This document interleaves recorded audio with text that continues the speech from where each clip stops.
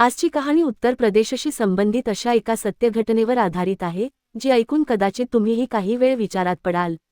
होळीचा दिवस, चहूकडे रंग, आनंद आणि उत्सवाचं वातावरण। लोक एकमेकांना गुलाल लावत होते, हसत खेळत होते। पण त्याच आनंदात एका घरात असा भयानक प्रकार घडला की संपूर्ण परिसर हादरून गेला। एक व्यक्ती आपल्या जोडीदारासोबत शांतपणे आयुष्य जगत होता। अचानक दाराची बेल वाजते, दार उघडतं आणि काही सेकंदातच रंगांच्या या सणाचा रंग रक्तात बदलतो। आंब, किंकाळ्या, चाकू आणि मग असं एक सत्य समोर येतं, जे रुग्णालयात उघडकीस येतं आणि ते ऐकून पोलिसांपासून ते आजूबाजूच्या लोकांपर्यंत सगळेच हैराण होतात।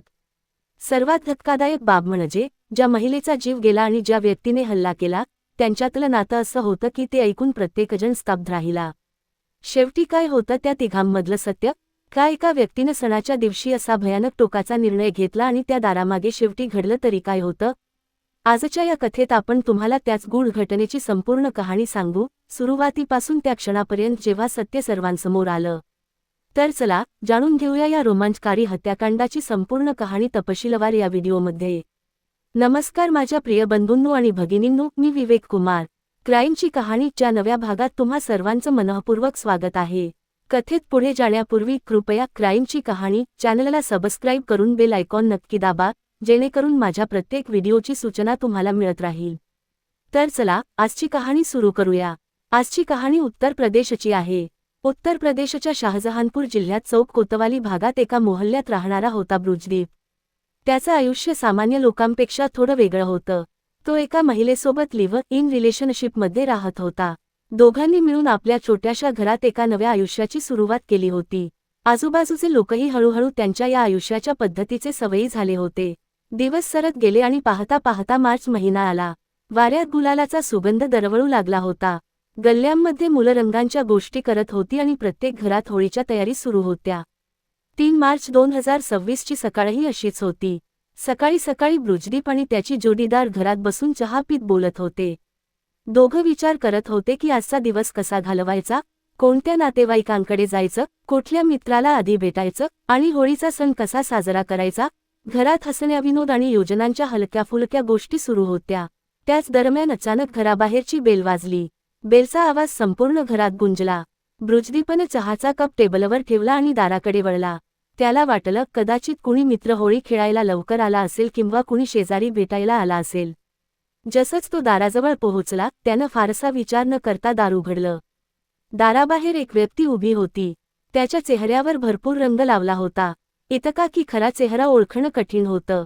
त्याच्या डोक्यावर एक विचित्र मुकुटही होता, जणू तो होळीच्या जुलूस किंवा कुठल्या विनोदाचा भाग असावा। ब्रुजदीप काही समजून घेण्याआधीच त्या व्यक्तीनं हातातला रंग त्याच्या डोळ्यात जोरात फेकून दिला। अचानक डोळ्यात रंग पडताच ब्रुजदीपचे डोळे जळू लागले। वेदना आणि घबराटीत त्यानं लगेच डोळे बंद केले आणि काही क्षण तो पूर्णपणे असहाय्यपणे उभा राहिला। आणि जसंच त्याचे डोळे बंद झाले, त्याच क्षणी त्या व्यक्तीनं त्याच्यावर आंब उडवलं। ब्रुजदीपच्या डोळ्यात जसा रंग पडला आणि त्यानंतर त्याच्या शरीरावर आंब पडलं, वेदना असह्य झाली। तो जोरजोरात ओरडू लागला। वेदनेनं तडफडत तो घराबाहेर पळाला। त्याच्या किंकाळ्या संपूर्ण मोहल्ल्यात गुंजू लागल्या। तो आपला चेहरा पकडून ओरडत होता, जणू प्रत्येक क्षण त्याला आगीप्रमाणे जाळत होता। काही क्षणांनी जेव्हा त्यानं वेदनेत डोळे उघडण्याचा प्रयत्न केला, तेव्हा घाबरून तो लगेच परत घरात पळाला। जसंच तो आत पोहोचला, त्याच्यासमोरचं दृश्य पाहून त्याचे होश उडाले। तो अनोळखी व्यक्ती घरात शिरला होता आणि त्यानं त्या महिलेला पकडलं होतं, जिच्यासोबत ब्रुजदीप लिव्ह इन रिलेशनशिपमध्ये राहत होता। कुणाला काही समजण्याआधीच त्या व्यक्तीनं हातातला चाकू घेऊन त्या महिलेच्या गळ्यावर जोरदार वार केला। महिला वेदनेनं किंचाळली आणि ती लडखडू लागली। हल्लेखोर जसंच दुसऱ्यांदा चाकू उचलून तिच्या गळ्यावर वार करायला पुढे झाला, त्याच क्षणी अंमलानं भाजलेला ब्रुजदीप पूर्ण ताकदीनं धावत घरात आला। वेदना असूनही त्यानं विचार न करता त्या हल्लेखोराला पकडलं। यानंतर दोघांमध्ये जोरदार हाताबाजी सुरू झाली। खोलीत धक्काबुक्की होऊ लागली। ब्रुजदीपला जे काही हाताला लागलं, त्यानंच आपला बचाव करू लागला। त्याच दरम्यान त्याची नजर जवळ पडलेल्या एका विटेवर पडली। त्यानं ताबडतोब ती वीट उचलली आणि हल्लेखोरावर वार करायला सुरुवात केली। राग, वेदना आणि घबराटीत त्यानं त्या व्यक्तीवर अनेकदा विटेनं वार केले। सततच्या वारांमुळे ती व्यक्ती तिथंच जमिनीवर कोसळली आणि अर्धमेल्या अवस्थेत तडफडू लागली। तिकडे घराबाहेर आणि आजूबाजूला राहणारे लोक जेव्हा सततच्या ओरडण्याचे आवाज ऐकू लागले, तेव्हा तेही आपापल्या घरातून बाहेर पडले। हळूहळू लोक जमू लागले आणि कुणीतरी तातडीनं पोलिसांना फोन करून सूचना दिली। थोड्याच वेळात पोलीस घटनास्थळी पोहोचले. घरातलं दृश्य पाहून पोलिसांनी तातडीनं तिघांना उचललं आणि उशीर न करता त्यांना रुग्णालयात नेलं. रुग्णालयात पोहोचल्यानंतर डॉक्टरांनी तपासणी केली. डॉक्टरांनी त्या महिलेला मृत घोषित केलं.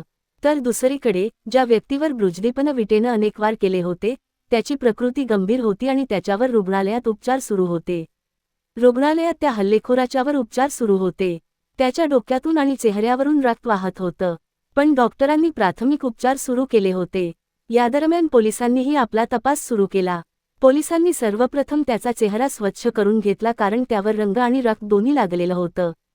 जेव्हा चेहरा व्यवस्थित स्वच्छ झाला तेव्हा पोलिसांनी त्याच्याशी चौकशी सुरू केली. पोलिसांनी त्याला विचारलं, तू कोण आहेस आणि तू त्या महिलेवर हल्ला का केलास? काही क्षण तो व्यक्ती गप्प राहिला. मग हळूहळू बोलू लागला. त्याच्या आवाजात वेदनाही होती आणि थकवाही. तो सर्वप्रथम पोलिसांना म्हणाला, ज्या महिलेची हत्या झाली आहे ती दुसरी नसून माझी पत्नी आहे. एवढं ऐकून तिथं उपस्थित पोलीस कर्मचारीही हैराण झाले. जवळ उभे असलेले लोकही एकमेकांचं तोंड पाहू लागले.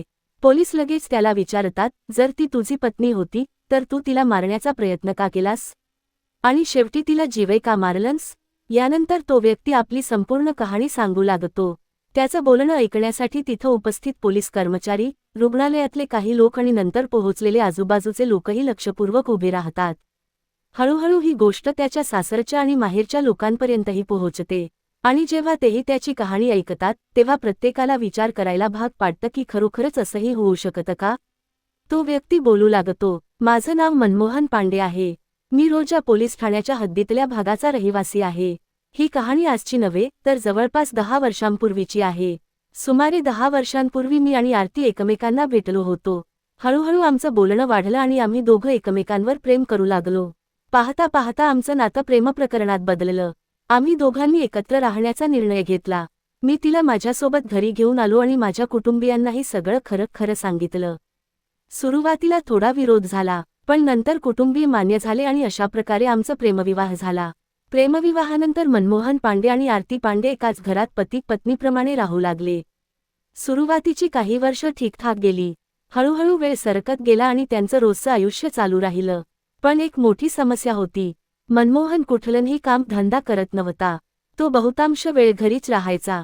याच कारणामुळे आरती अनेकदा त्याला टोमणे देऊ लागली. ती वारंवार म्हणायची, जर तू कुठलं काम केलं नाहीस तर घराचा खर्च कसा चालेल? आपण पुढे कसं जाऊ? या गोष्टींमुळे मनमोहनही आतल्याआत परेशान राहू लागला. त्याला समजत नव्हतं की त्यानं काय करावं, पण हालात सुधारण्याऐवजी तो चुकीच्या मार्गानं गेला. हळूहळू त्यानं दारू प्यायला सुरुवात केली. जेव्हा आरतीला हे कळलं तेव्हा ती आणखीनच परेशान झाली. घराची जबाबदारी, पतीची बेरोजगारी आणि वरती त्याची दारूची सवय, या सगळ्यांनी तिला आतून खचू लागलं. शेवटी तिनं स्वतःचा निर्णय घेतला की ती नोकरी करेल. काही काळानंतर ती एका खासगी कंपनीत काम करू लागली. आता तीच घराचा खर्च चालवू लागली होती. जे काही पैसे ती कमवत असे त्यातूनच घराचा उदरनिर्वाह होत असे. पण तणाव इथंच संपला नाही. एक दिवस मनमोहननं आपल्या पत्नीला सांगितलं की त्याला दारू पिण्यासाठी काही पैसे हवेत. हे ऐकताच आरती रागात आली. तिनं स्पष्ट शब्दांत सांगितलं, तुला दारू पिण्यासाठी 1 रुपयाही मिळणार नाही. यानंतर ती आपली बात पुढे नेत म्हणते, पूर्ण 2 वर्ष झाली. मी तुला वारंवार एकच गोष्ट सांगते आहे. तू शेवटी कामाला केव्हा जाणार आहेस? जर तू काम केलंस तर कदाचित आपलं आयुष्यही सुधारेल आणि माझ्या पोटात जो बाळ वाढतंय त्याचं आयुष्यही चांगलं होऊ शकेल. आरतीच्या बोलण्यात वेदनाही होती आणि रागही. ती मनमोहनला म्हणते, जर तू कामाला गेलास तर आपल्या घरात कुठल्याच गोष्टीची कमतरता भासणार नाही. काय मी तुझ्याशी प्रेमविवाह करून खूप मोठी चूक केली आहे? जसंच मनमोहन हे ऐकतो त्याचा राग भडकतो. तो आपल्याच पत्नीवर हात उचलतो. गोष्ट इथंच संपत नाही. जेव्हा जेव्हा तो दारू पिण्यासाठी पैसे मागायचा आणि आरती त्याला पैसे देण्यास नकार द्यायची तेव्हा तेव्हा तो तिला मारायचा. घरचं वातावरण हळूहळू अत्यंत वाईट होत चाललं होतं. वेळ सरकत गेला आणि यादरम्यान आरतीनं एका मुलीला जन्म दिला. मुलीच्या आगमनानं तिला आशा होती की कदाचित आता मनमोहन बदलेल, जबाबदारी समजेल. पण असं काही झालं नाही.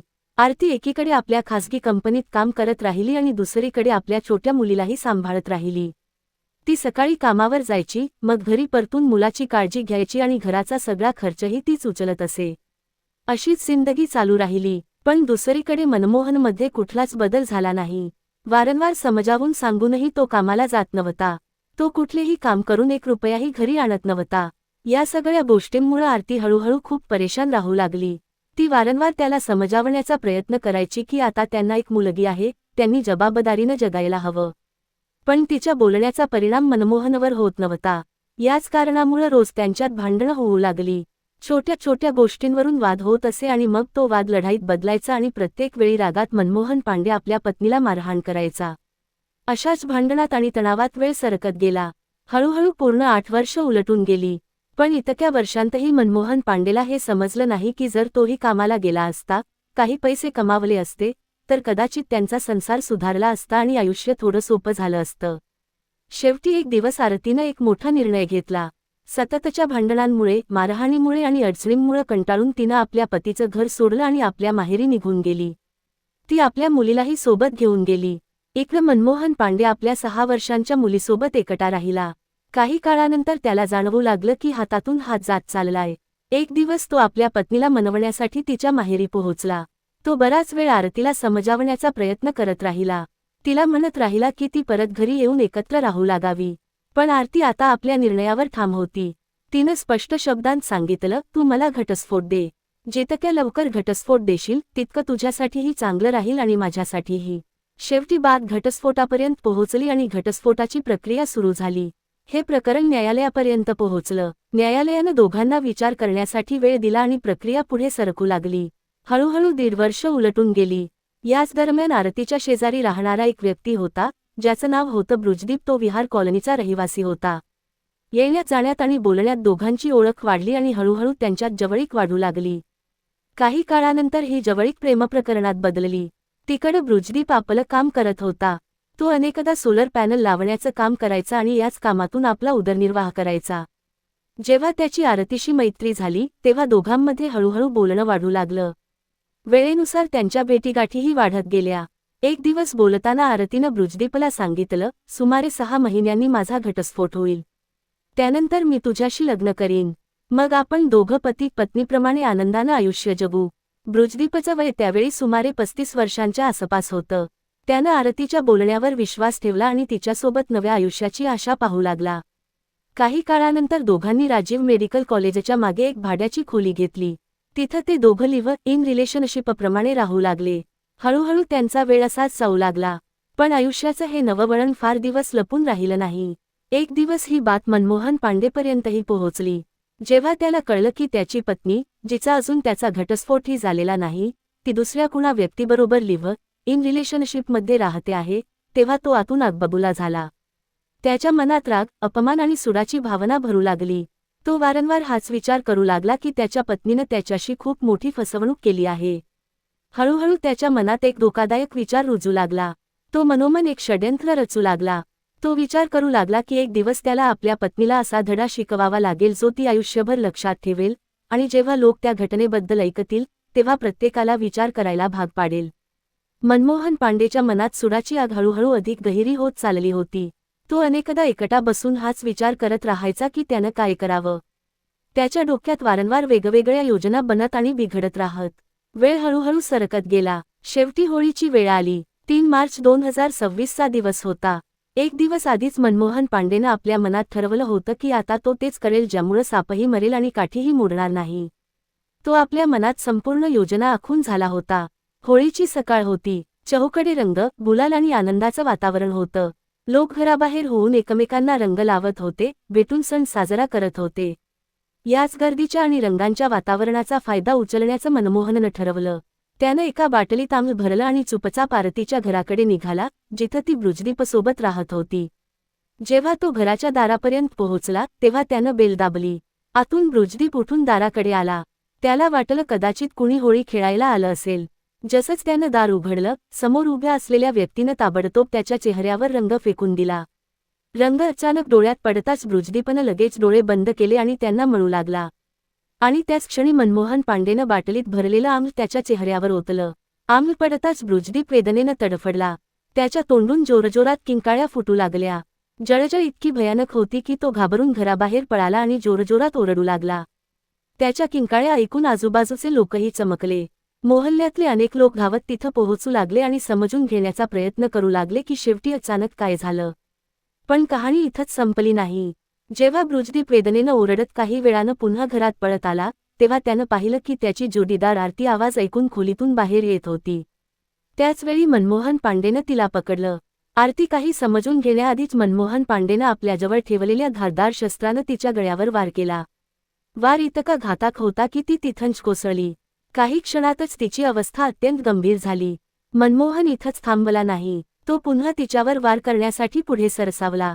पण त्याचवेळी अंमलानं भाजलेला बृजदीपही लडखडत आत पोहोचला. त्यानं ताबडतोब मनमोहनचा हात पकडला आणि कसंतरी त्याच्या हातातून चाकू हिसकावून घेतला. यानंतर दोघांमध्ये जोरदार हाताबाजी सुरू झाली. वेदना आणि रागानं भरलेल्या बृजदीपनं जवळ पडलेली वीट उचलली आणि मनमोहन पांडेच्या डोक्यावर अनेक वार केले. सततच्या वारांनी मनमोहनही तिथं अर्धमेल्या अवस्थेत कोसळला. यादरम्यान आजूबाजूचे लोक, जे आधीच ओरड ऐकून जमले होते, त्यांनी ताबडतोब पोलिसांना फोन केला. पोलीस घटनास्थळी पोहोचले आणि तिघांना ताबडतोब रुग्णालयात नेलं. रुग्णालयात डॉक्टरांनी तपासणीनंतर आरतीला मृत घोषित केलं. तर मनमोहन पांडे, ज्याच्या डोक्यावर विटेनं अनेक वार झाले होते, त्याच्यावर उपचार सुरू होते. जेव्हा मनमोहननं रुग्णालयात पोलिसांसमोर आपली संपूर्ण कहाणी सांगितली, तेव्हा तिथं उपस्थित लोकही हैराण झाले. त्याचे स्वतःचे घरचेही हे मानायला तयार नव्हते की तो आपल्याच पत्नीची हत्या करू शकतो. जेव्हा आजूबाजूच्या लोकांनाही संपूर्ण घटनेची माहिती मिळाली, तेव्हा प्रत्येकाला विचार करायला भाग पडलं की शेवटी माणसाचा राग आणि सुडाची भावना त्याला कुठल्या हद्दीपर्यंत नेऊ शकते.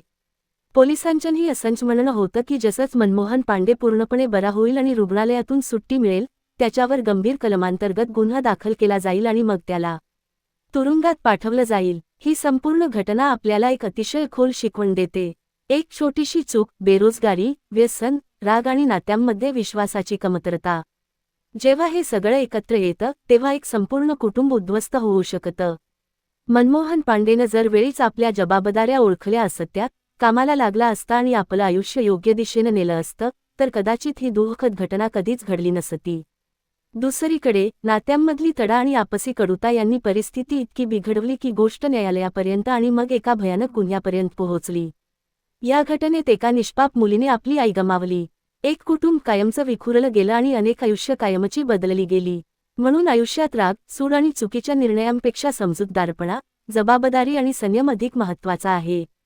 कारण एका क्षणाचा चुकीचा निर्णय अनेकांची आयुष्य कायमची अंधारात ढकलू शकतो. आजची कहाणी इथंच संपते.